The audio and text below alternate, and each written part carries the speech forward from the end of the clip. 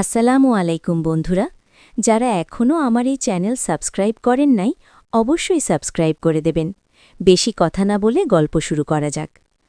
ফাল্গুনি যাই বলতো হাইপার হয়ে বলতো, শান্ত হয়ে কিছু বলতেই পারত না ওর অশান্ত স্বভাব আমার মন মেজাজ নষ্ট করে দিত।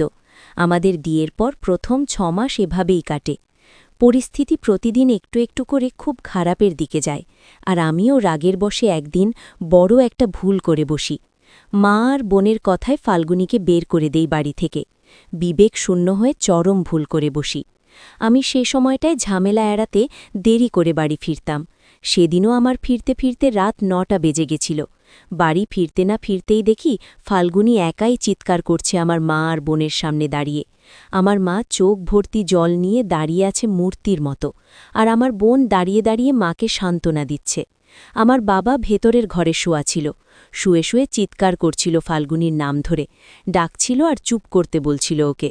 এমনিতেই মন মেজাজ উঠে যাচ্ছিল সংসার থেকে, তার উপর আবার বাড়িতে ঢুকতে না ঢুকতেই এমন পরিবেশ দেখে মাথা বিগড়ে যায়। তার থেকেও বেশি বিগড়ে যায় ফাল্গুনির কথা শুনে। আমাকে দেখতে পেয়েই আমার সামনে এসে চিৎকার করে আমাকে বলে, আপনার মা একজন বাজে ও স্বার্থপর মহিলা, মনে শুধু বিষ আর বিষ। তিনি শুধু মা নয়, একজন মেয়ে জাতির কলঙ্ক। এটুকু কথা শুনেই ওকে ধমক দিয়ে থামানোর চেষ্টা করি আমি।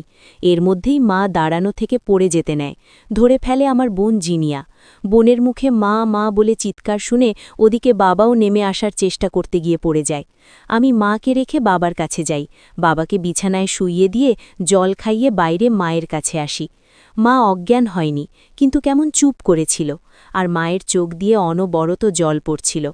এত কিছুর পর মা একটা কথাই বলেছিল, এ বাড়িতে হয় আমি থাকব, নয়তো ও থাকবে। পুরোটা সময় মা শুধু ওই একটা কথাই বলেছিল। বোনও বলছিল ও একই কথা, ফাল্গুনির নামে অভিযোগ করে যাচ্ছিল অনবরত। আমি সহ্য করতে পারছিলাম না এসব, নিজেকে পাগলের মতো লাগছিল।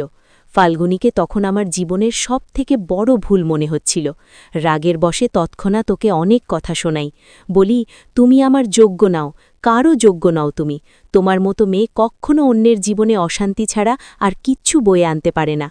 আরও না জানি কত কি বলে বের করে দিয়েছিলাম বাড়ি থেকে। বের করার আগে ওর বাবাকে ফোন করে জানিয়ে দিয়েছিলাম তাদের মেয়েকে নিয়ে যাওয়ার কথা। আধ ঘন্টার রাস্তা সে 20 মিনিটে চলে এসেছিল। ফাল্গুনি সে অবধি ঘরের বাইরে গেটের সামনে বসেছিল, একটা কথাও বলেনি। নিজের সপক্ষে না কোনো যুক্তি দেখিয়েছে আর না কোনো অভিযোগ করেছে। আমি ব্যস্ত হয়ে পড়ি বাবা আর মায়ের সুস্থতা নিশ্চিত করতে। বাবা বিছানা থেকে পড়ে যাওয়ার কারণে হাতে আর মাথায় ব্যথা পেয়েছিল। মায়ের তেমন কিছু না হলেও বিপি লো হয়ে গেছিল।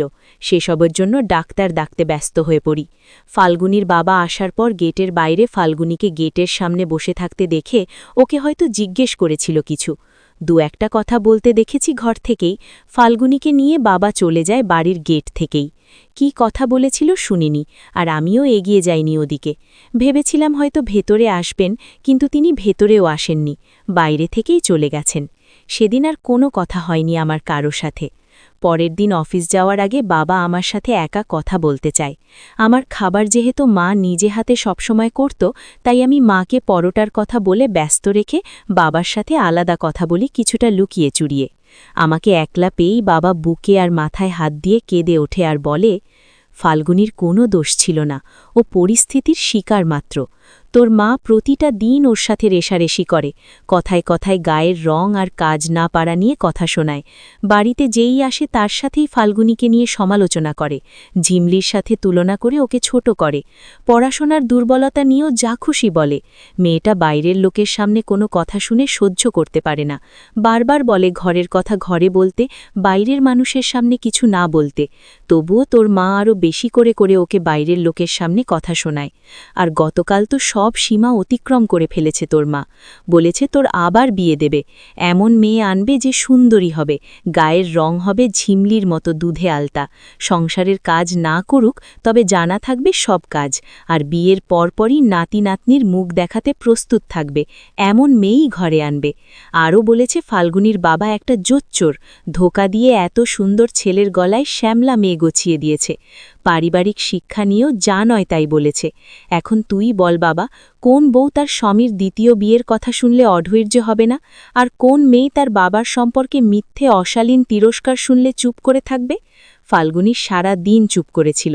তোর মায়ের বাইরের মানুষের সামনে তিরস্কারে অতিষ্ঠ হয়ে শুধু বলেছিল তুই এলে তারপর সামনাসামনি এ বিষয়ে ও কথা বলবে রাতে। কিন্তু তুই রাতে আসতে দেরি করলি। তোর মা ফাল্গুনীর বাবা মা তুলে আর তোর দ্বিতীয় বিয়ে নিয়ে কথা শোনালো। তখনই ফাল্গুনী রেগে গিয়ে তোর মাকে বলছিল, আপনি মা নামের কলঙ্ক, নিজের ছেলের সুখও আপনার সহ্য হয় না, একটা কাল সাপ আপনি। নিজের ছেলে কি চায় না চায় তা জিজ্ঞেস না করেই চাপিয়ে দেন নিজের সব ইচ্ছে আকাঙ্ক্ষা, আর স্বামীর অসুস্থতার দোহাই দিয়ে উসুল করে নেন অন্যায় আবদারগুলো। আপনার মতো বিষ মনে রাখা মানুষ, যে কিনা নিজের স্বামী সন্তানের ভালোই চায় না, সে অন্যের বাড়ির মেয়ের ভালো আর কি চাইবে? আমি তোর মাকে বারবার চুপ করতে বলছিলাম ডেকে।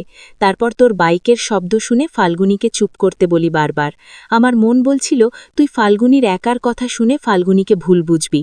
শেষমিশ তাই হলো। ঘরের দরজা খোলা ছিল, তুই এসে শুধু ফাল্গুনীর মুখের কথাগুলো শুনলি।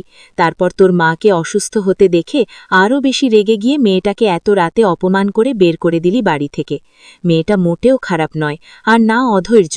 মেয়েটা বড্ড লক্ষ্মীমন্ত। তুই ফিরিয়ে আন মেয়েটাকে।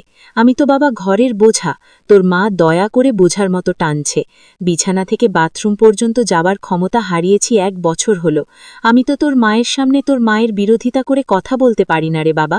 আমার দিন ফুরিয়েছে কয়েক বছর আগেই। তুই তো আমার মতো নোস বাবা, তুই লক্ষ্মীটাকে ফিরিয়ে আন।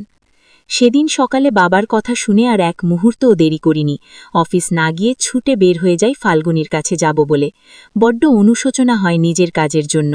সত্যি বলতে 6 মাসের সংসারে অশান্তি, ছুটখাট ঝামেলা আর চারপাশের নানান ক্লেশে পড়ে ফাল্গুনীকে কখনো আপন করে নেওয়ার চেষ্টাই করিনি, কখনো ভালোবাসার চেষ্টা করিনি মেয়েটাকে। ভালোবাসা তো দূর, ওর কোনো সমস্যা হচ্ছে কিনা বা রোজগারের এত অশান্তির কী কারণ, এসবে ওর কতটা ভূমিকা আর ওর সপক্ষে সাফাই বা কি তা জানতে চেয়ে সমাধান করার চেষ্টা করিনি কখনো। সেদিন এক বুক অনুতাপের অনলে দগ্ধ হতে হতে ফাল্গুনীদের বাড়ি যাই। আমি যাওয়ার পর ফাল্গুনীর বাবা মা কেউ আমার সাথে না খারাপ আচরণ করেছিল, না আন্তরিক ব্যবহার করেছিল। আমি হতাশ হইনি তাতে, বরং মুগ্ধ হয়েছি তাদের ধৈর্য দেখে। তাদের মনের অবস্থাটা আমি বুঝতে পেরেছি, তাই বাবা মা দুজনের হাতে ধরে ক্ষমা চেয়ে নিয়েছি। কিন্তু ফাল্গুনী, তার কাছে ক্ষমা চাওয়ার সুযোগ পাইনি। সে আমার সাথে কথা বলা বন্ধ করে দিয়েছিল। 1 মাস কাদ হাজার চেষ্টা করে ওর মুখটাও দেখতে পারিনি, কথা বলা তো দূরের থাক। সেই 1 মাসের প্রতিটা মুহূর্ত অনুভব করেছি ফাল্গুনীকে। অনুতাপ থেকে অনুভূতির বহর পাল্টেছে সেই 1 মাসে। অনুভব করেছি ওকে দূর থেকেই রোজ। আগের মতো অফিস শেষে বন্ধুমহলের আড্ডা ছেড়ে দিলাম। রোজ অফিস থেকে চলে যেতাম ফাল্গুনীদের বাড়ি। 1 ঘন্টা বসে থেকে চলে আসতাম, তবুও ওর দেখা পেতাম না। অফিস কামাই দিয়ে 2-1 দিন ওর স্কুল কোচিংয়ের সামনেও দাঁড়িয়েছি, কিন্তু দেখা পাইনি। আমি যে রোজ কাঙ্গালের মতো ও বাড়ি গিয়ে বসে থাকতাম, তাতে বাবা মা কখনো অনাদর করেননি আমায়, আর না কোনো কথা শুনিয়েছেন। কিন্তু লাভের লাভ কিছুই হয়নি। ফাল্গুনী দরজা আটকে বসে থেকেছে পুরোটা সময়। সেই 1 মাস এভাবেই কেটে গেল। তারপর 3 দিনের দিন ফাল্গুনীর বাবা আমায় ফোন দিয়ে যেতে বলে ও বাড়িতে।